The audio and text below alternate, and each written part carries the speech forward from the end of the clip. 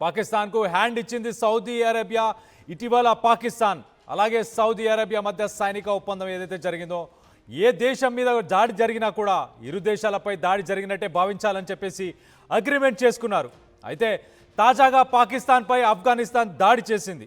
ఆఫ్ఘనిస్తాన్ దాడిలో 58కి పైగా పాకిస్తాన్కి సంబంధించిన సైనికులు మృతి చెందారు. సాయం కోసం సౌదీ విదేశాంగ మంత్రికి పాకిస్తాన్ పీఎం ఫోన్ చేశాడు. అయితే పాక్కు సాయం చేసేందుకు సౌదీ నిరాకరించినట్టు తెలుస్తుంది.